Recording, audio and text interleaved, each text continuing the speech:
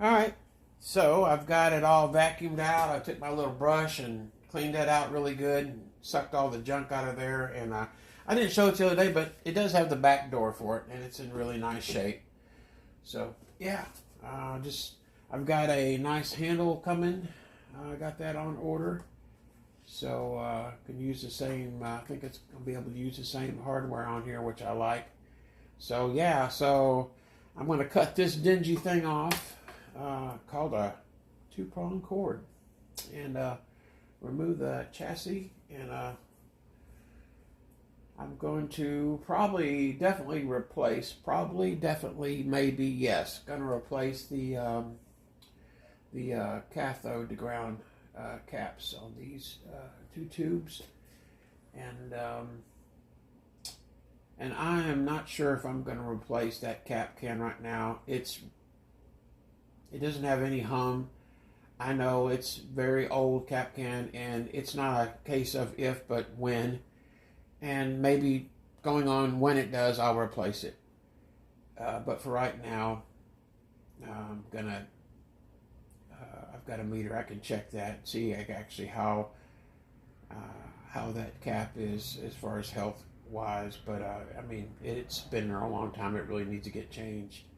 And I don't know if you've priced any of the cap cans multi-section, but they're pricey, and there's really not a lot of room there to I mean, I could put the caps in there. It just looks a little, for this amp, as cool as it is, I'm just going to replace that can and eat it as far as the money it's going to cost. But anyway, so yeah, it uses a 40 at two 40s at 450, a 10 at 450, and then 100 at 25. I'm sure it's for the bias for the 6v6s. But anyways, yeah, that's that. So anyways, onward and forward.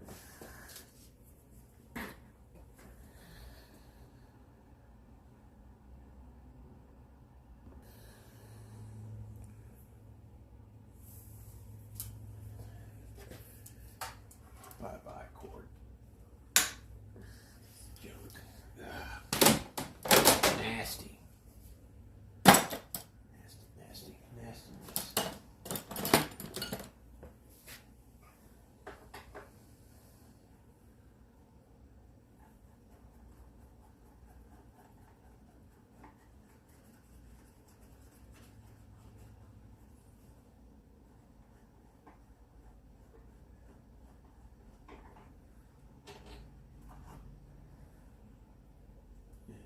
Put this in a little container. I don't want to lose any of these screws or hardware.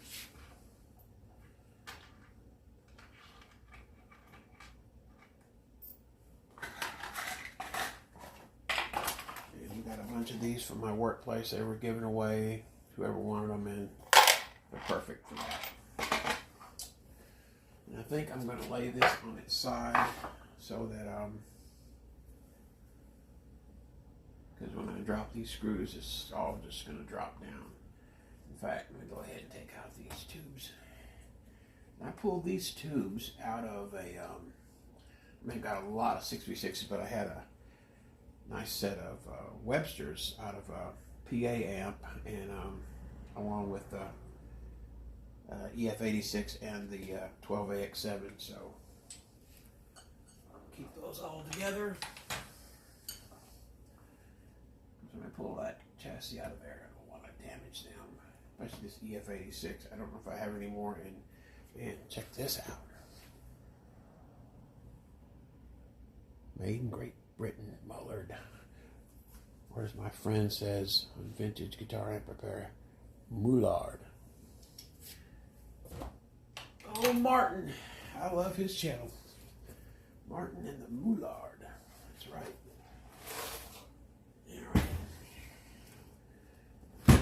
Looked at the bottom of this. Yeah. Got a little bit of funkiness there. Gonna have to do some re-glue in here, but it's all there. No biggie. Still got the feet on there. Yeah. funkiness abounds. It's got the funk. The funk. I've had the funk once or twice. Can't remember what her name was, but my friends told me. Anyways, so I rarely film any of the repairs, mod stuff that I do, and I don't know, just there's so much of that on the on YouTube, and guys that are really knowledgeable and do a great job, and I just so I usually just bypass a lot of that and just kind of show the end result. But anyways, so I'll speed through some of this like when I cleaned it up. I want to see me vacuuming out an old amplifier. There's not much thrilling stuff going on with that. And yeah, I've got a drill. I can take these out a lot quicker, but sometimes I just like to use the proper screwdriver and just kind of, I don't want to scuff anything up on this gem. And so, yeah, just 4 screws. Not like it's going to be a long process to get these out. Keep all this stuff together.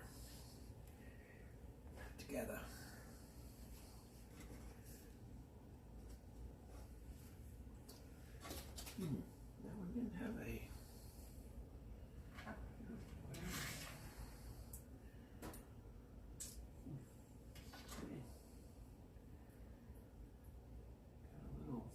Toothwasher missing on that one.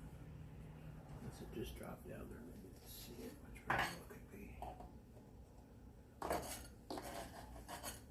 I got a little gluing to do, but nothing major. Nothing major.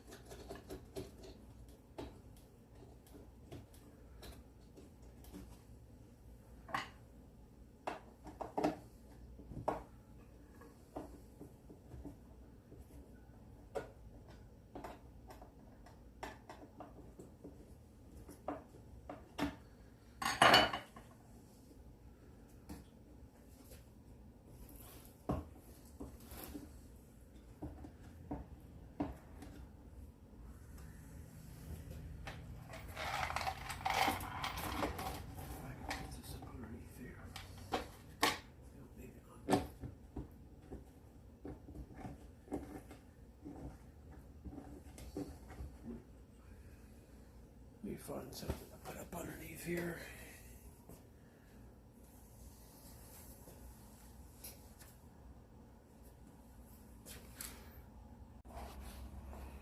So I got the amp out of the cab, and was looking up this code.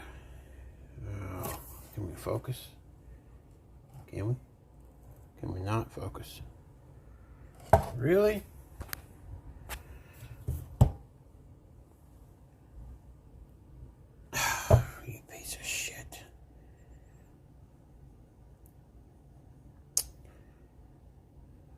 Looks like 24th week of 1965.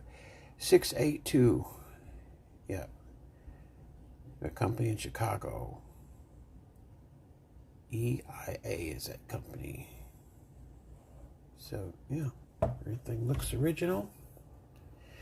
That's where the speaker tap is. And looks like they've got the negative feedback right there. Got that resistor. It's feeding back into the spot where the 12X7 is. But yeah, interesting. Okay. We'll get on with the rest of it. Replace the cord. Definitely do the cathode caps and check some of my resistors. Make sure everything is in tolerance. clean the controls, see where we're at from there.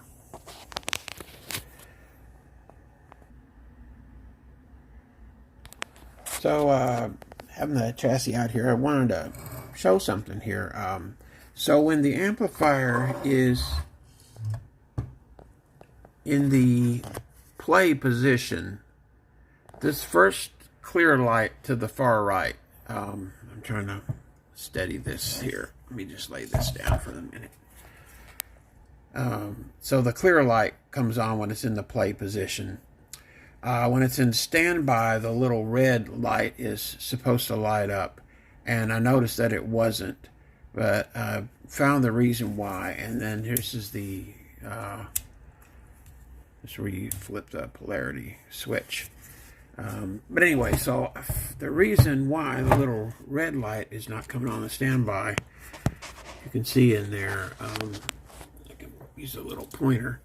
There's a little tiny little wire that goes into that little light socket.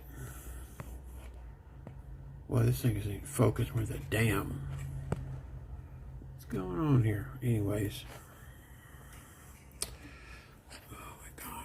So there's a little wire right here that's broken off. It goes into that little socket along with that yellow wire right there. I would like to replace that or fix it, but I don't even know if I want to. I mean, it doesn't have to work. I would like it to work, but someone else may have a solution for that or a replacement. I'm not sure what voltage that little bulb would be. Anyway, so yeah, then it goes on. I'll show you this switch coming on that side. So same thing with that other little light. It's got that insulated wire, and then you got the little bare wire coming through it right there. So yeah, anyway, it's a pretty cool little amp. And show some of the inside of that. A little dusty. It's okay though. And there's a cathode caps. I'm going to replace those. So yeah, moving onward and forward. Yeah, get the dust bunnies out of there. There's the underside controls.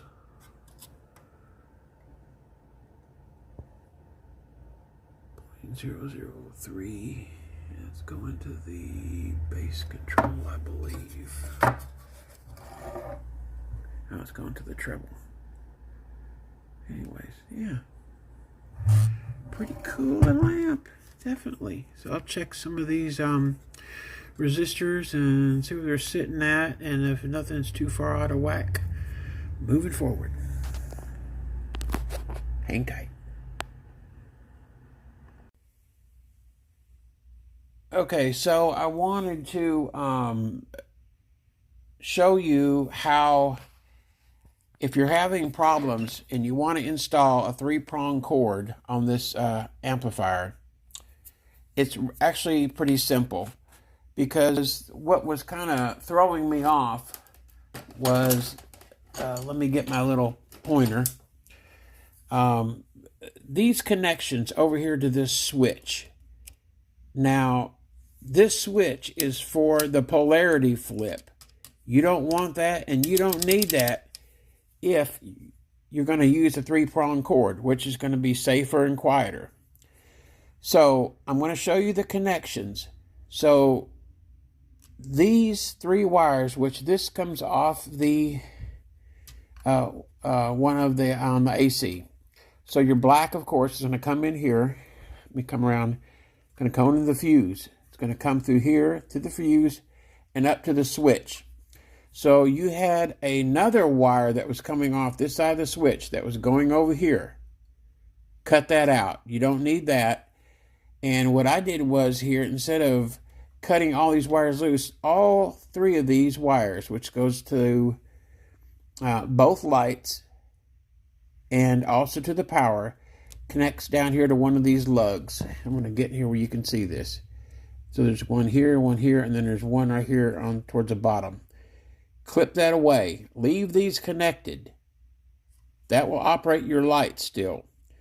So you're clipping this away from here. You're clipping one of the wires that comes off this side of the switch that comes over here. Cut that out.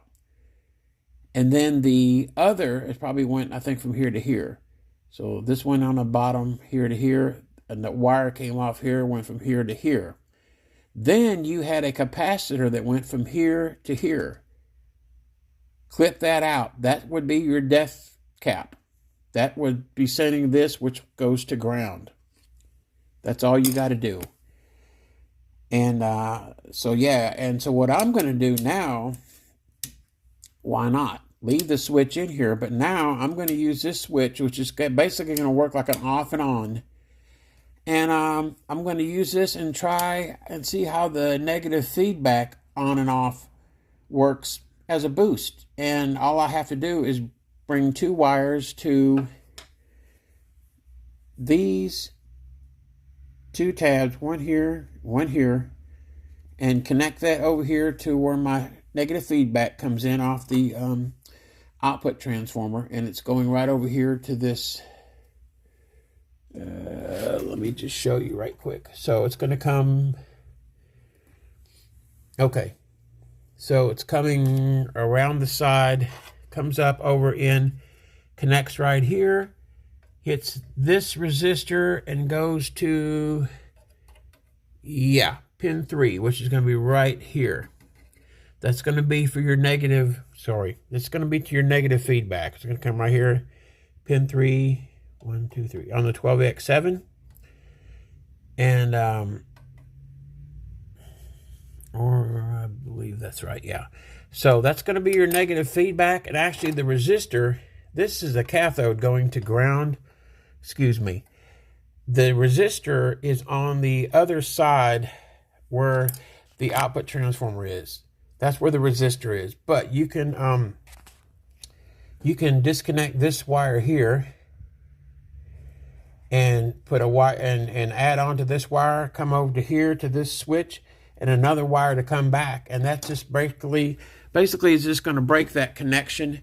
And so you have a hidden in disguise. Down would be engaged, and up would be the boost, which would take out the negative feedback. So I thought, yeah, I think it'll be pretty cool. Anyways, it works great. So you got all the way over is off, and then you got standby, and then play. And you see this light works. This light, there's a little teeny tiny wire, and it's broken out of that little, you can barely see it in there. And I think I talked about that in the other video. So each one of these lights has a covered insulation wire, and then you have this little bare wire. Well, the same is on that other light. Be cool to replace that, but that just lets you know that it's in standby. But I think that's kind of not really hard to figure out. You got off, standby, and play. And like I said, when you got into play position or on, then the little white light comes on.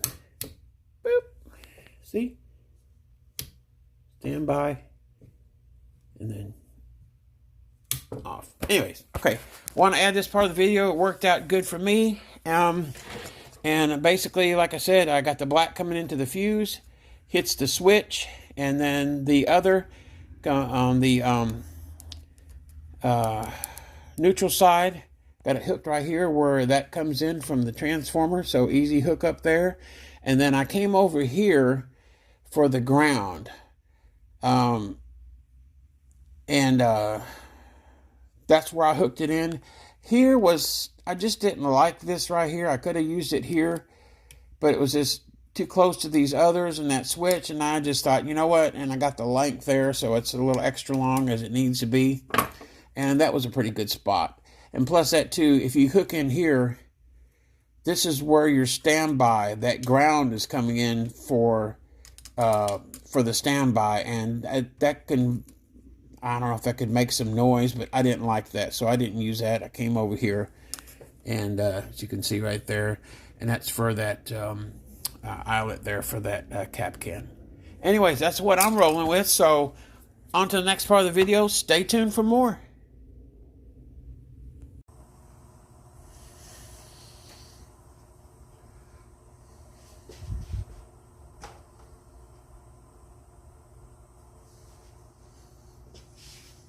That's right.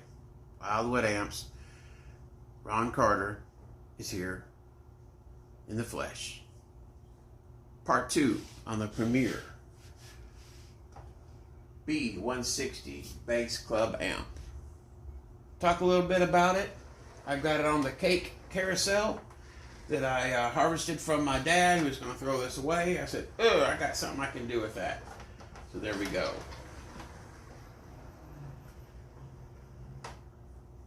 Hope you enjoy this. I'll talk a little bit about what I did, and then we'll get on with the show.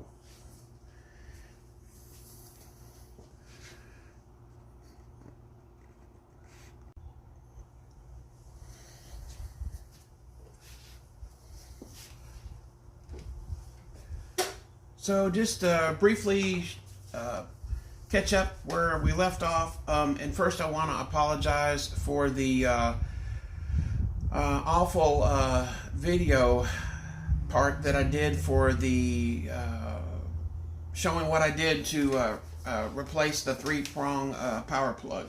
And so yeah, I had the camera at times in places that I didn't need it to be, and I apologize for that, but I think most of it is there to see actually how to do it. It's not that bad, and it turned out really well. Nice and quiet, safe, and yeah, so I got the new, I can kind of tilt it up a little, got the new baffle board in there, and this is what was in there, and it was just some kind of a particle board.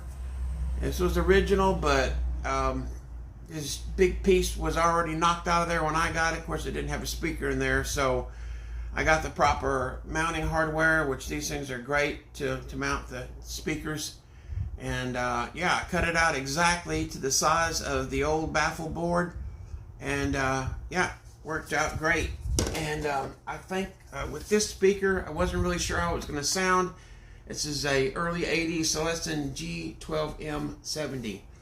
It's got a really nice, tight, punchy sound, and I attribute some of that, of course, to the amp, transformers, circuit, and also this baffle board. I think it made a big difference, and it sounds very nice. I'm very happy the way this turned out. And putting this new handle on was a real labor of love. I'm telling you, that was a bear. The mounting hardware, the mount of the old handle straps where they go through, they had some type of a weird press fit. It was like a rivet that went through, but on the underside, inside where the amp is, it was like a big, thick 2-prong, kind of looked like a big fish hook in a way, but there was 2 prongs on there, and they're I guess I had some kind of a crimping tool that went in there and pressed it together, and they were dug into there. It wasn't going anywhere, and I broke 3 drills trying to drill it out from the top. Of course, I had I forgot, not some kind of, I had a punch where I could get right dead center on that rivet, and then and drill it out from there so the drill wouldn't walk off in one, and it did pretty good. But when I got down to the hardware part inside there, where that actual rivet, whatever that thing is they use, there's 2 on each end or on each side, and it snapped that drill so easily. So that was rough, but I got it out, got the new one on, and it looks really, I think, pretty good. Which I do have the old hardware, which I thought about maybe putting that back on, but anyways, whatever. It's on. It looks pretty good, I think.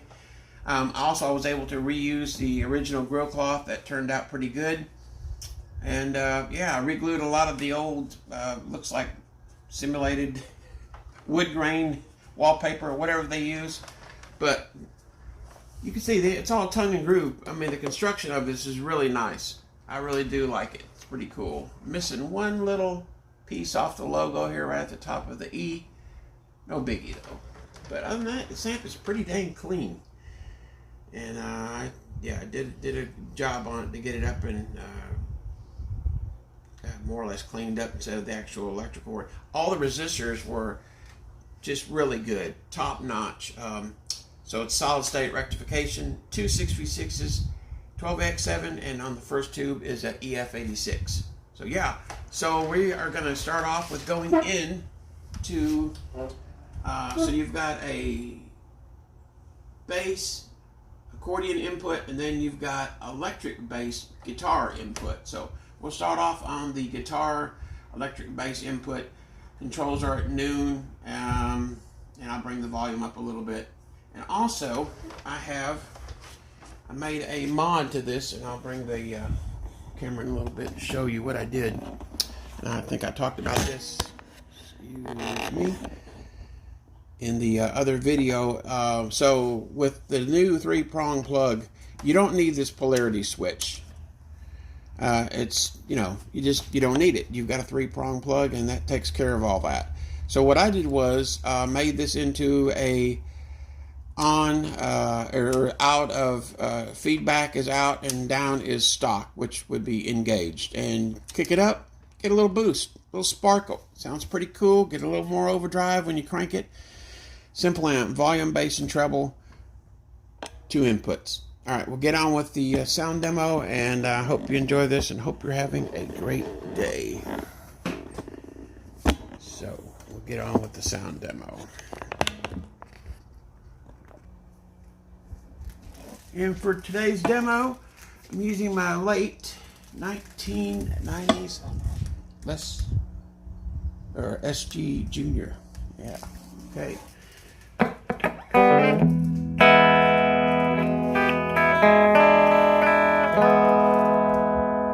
I love the P90 in this thing. So we're going into the guitar electric bass input. Negative feedback is engaged, and I'll kick it out of circuit here in a second, but we'll do a little demo. So treble and bass are up at noon.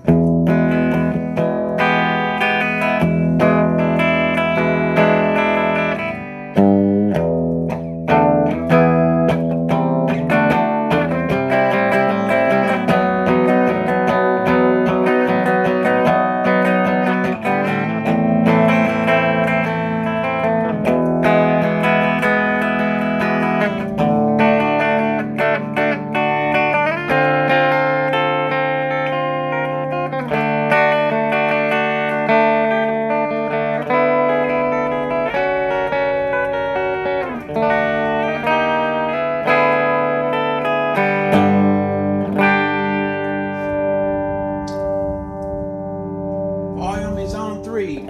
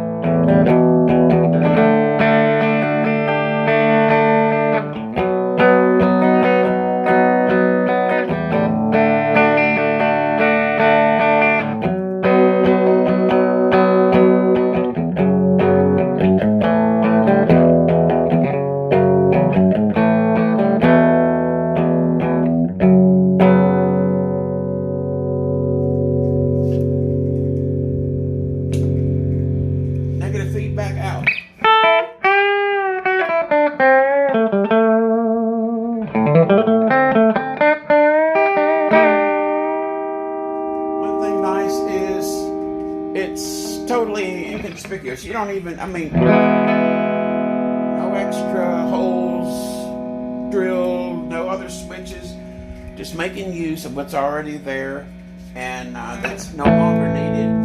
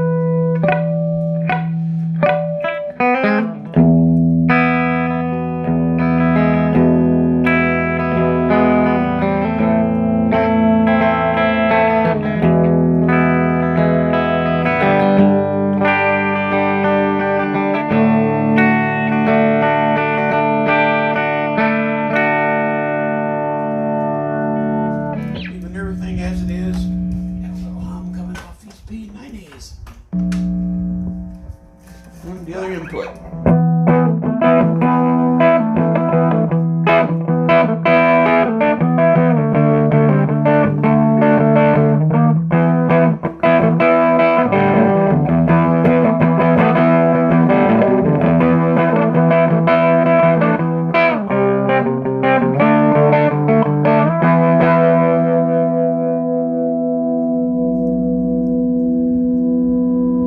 Bring the treble up.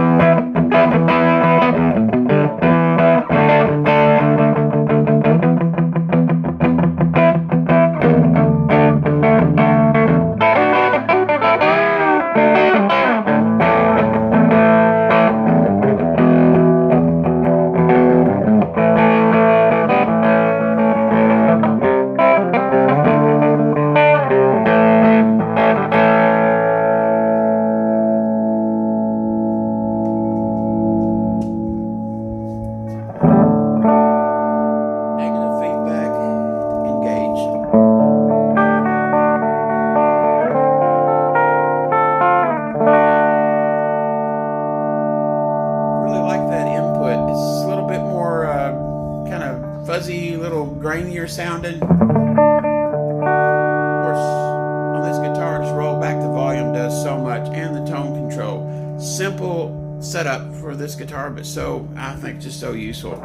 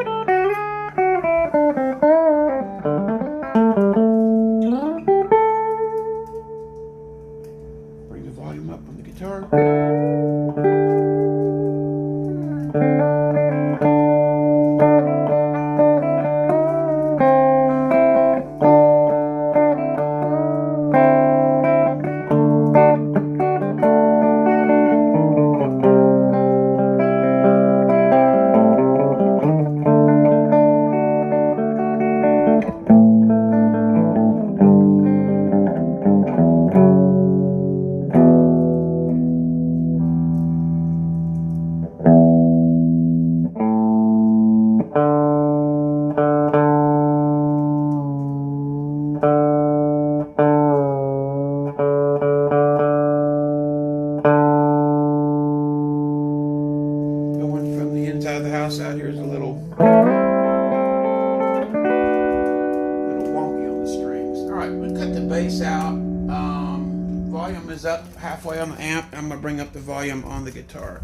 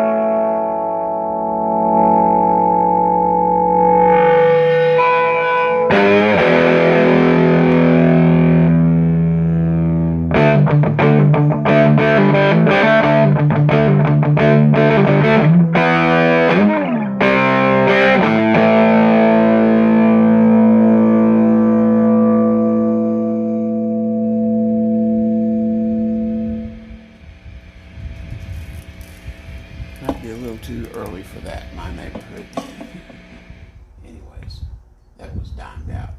Anyways, so the Premier B160 club bass amp. What a cool amp. I hope you've enjoyed it. Hope I didn't disgrace this thing too bad with my awful guitar playing, but yeah, it is what it is. All right, folks, take care. See you in the next one real soon. Oh, coming up. So here a little while back, I had a, I have a RCA PA amp from I think 1959, 1960, and I had demoed that on the channel. Real nice condition, pretty looking blue, and I've got so many PA amps, and you know I haven't. Usually I just kind of tweak them a little bit, keep them as is, but this one I gutted. Put in a JCM 800 circuit, and with a little help from my friends, namely Manuel Surgenor, Surgenor Amplifier Repair in Norris, Tennessee. I had a couple little issues I had to get worked out, and it just kind of had me stumped, and but he just came shining through. Fantastic amp tech, really good, great guy. You know, you want to say we can be kind of, I don't know, business partners. We help each other out and with work and stuff, but he's a great friend. And I so much appreciate his time and effort and help me get this all sorted out. But the amp is killer. Wow. So nice. So that'll be the next one up, incoming video to share with you guys. Hope you have a great day. Please give me a thumbs up if you like it, comment, whatever. Subscribe to the channel if you haven't. Got more amps coming, promise. Okay, see you soon.